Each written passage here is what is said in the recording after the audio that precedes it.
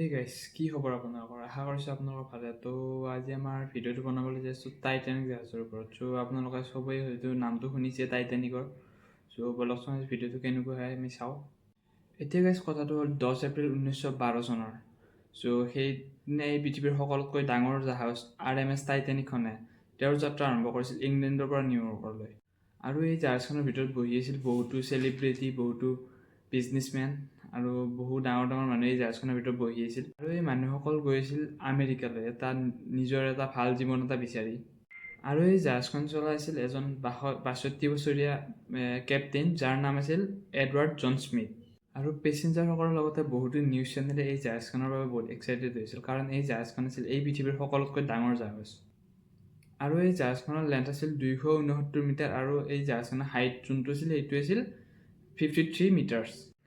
সেই সময়তে এই জাহাজখন বনাবলৈ খৰচ পৰিছিল $7.5 বিলিয়ন। চ' সেইটো আজিৰ তুলনাত চাব গ'লে সেই $7.5 বিলিয়ন আজিৰ তুলনাত $400 বিলিয়ন হয়।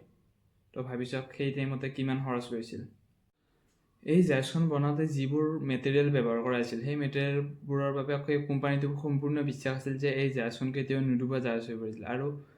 আৰু সেই কোম্পানীটোৰ নাম আছিল হোৱাইট ষ্টাৰ লাইন। চ' কোম্পানীৰ ভাইচ প্ৰেচিডেণ্টৰ ইমান কনফিডেঞ্চ আছিল যে তেওঁ ৰাইজক কৈছিল যে এই জাহাজখন কেতিয়াও নুডুবে। কিন্তু তাৰ প্ৰথম যাত্ৰাতে এনেকুৱা যে এটা ঘটনা হ'ব সেইটো কোনো ভবা নাছিল।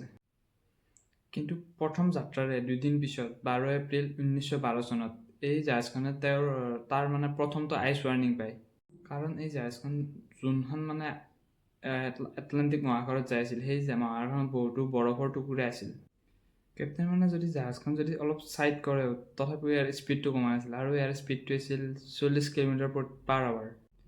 তাৰ 2 দিন পিছত 14 এপ্ৰিল 1912 সেইদিনাখনে এই জাহাজখনে আৰু 7টা ৱাৰ্ণিং পায়। চ' সেই ৱাৰ্ণিংকেইটা কেপ্টেইনে এভইড কৰি জাহাজখন আৰু আগুৱাই লৈ যাই আছিল, কাৰণ কেপ্টেইনজনে বিশ্বাস কৰিছিল যে এই জাহাজখন কেতিয়াও নুডুবে, কাৰণ কোম্পানীয়ে কৈ থৈ দিছে ন যে এই জাহাজখন কেতিয়াও নুডুবে বুলি।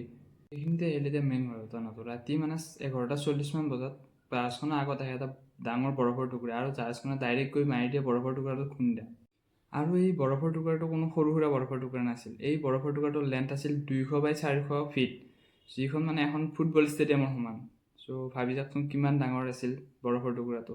আৰু এই বৰফৰ টুকুৰাটোৰ ওজন আছিল 1.5 মিলিয়ন টন। তো ভাবি চাওক কিমান ডাঙৰ বৰফ হ'ব পাৰে। আৰু এই বৰফৰ টুকুৰাটো জাহাজখনৰ খুন্দা বৌ অংশত, একদম জাহাজৰ যোনখিনি ফাৰ্ষ্ট অংশ পাৰ্টখিনি থাকে সেইখিনিক বৌ বুলি কোৱা হয়। চ' স্ক্ৰীণত দেখাই দিছোঁ আৰু এইখিনি অংশক বৌ বুলি কোৱা হয়। আৰু এই জাহাজখনৰ হাল অংশটো যোনটো তলৰ অংশটো, আৰু সেই অংশটো ভাগ কৰা আছিল 16টা ভাগত। চ' কোম্পানীয়ে কৈছিল যে যদি 4টা ভাগ ইয়াত ডুবি যায় তেতিয়াহ'লে জাহাজখন ভাহি থাকিব। কিন্তু ভাগ্য বেয়া আছিল যে এই জাহাজখনৰ 6টা ভাগ ইয়াত পানী সোমাই গ'ল। চ' জাহাজখন আগৰ পিনৰ পৰা লাহে লাহে তলত সোমাই গ'ল, আৰু শেষত এই জাহাজখন 2টা ভাগ হৈ পেলাই ভাঙি গ'ল। চ' 2টা ভাগ পানীৰ তলত সোমাই গ'ল। এই জাহাজখনত মুঠ পেছেঞ্জাৰ আছিল প্ৰায় 2200 জনমান। চ' কিন্তু লাইফ বৰ্ডৰ সহায়ত মাত্ৰ বাচিব পাৰে 710 জনমান পেছেঞ্জাৰে ইয়াৰ পৰা বাচিব পাৰে। আৰু এইখিনিতে আপোনালোকে ভাবিব পাৰে যে ৱাৰ্ণিং 7টা ইমানবোৰ ৱাৰ্ণিং দিয়াৰ পিছতো জাহাজখন কিয় ৰখা নাছিল। চ' কোম্পানী যোনজন কোম্পানী বনাইছিল জাহাজখন তেওঁলোকে কৈছিল যে যিমান যি হ'লেও জাহাজখন ৰখাব নালাগে, কাৰণ তেওঁলোকে ভাবিছিল যে এই জাহাজখন অকল ডাঙৰৰ লগতে ইয়াক ক'ব খুজিছিল যে এইখন সকলোতকৈ স্পীডত যোৱা জাহাজ। চ' সেইবাবে কোনো কেপ্টেইনে জাহাজখন ৰখোৱা নাছিল। চ' এনেদৰে সৰু ভুল এটাৰ বাবে ইতিহাসত ইমান ডাঙৰ ঘটনাৰ সৃষ্টি হ'ল।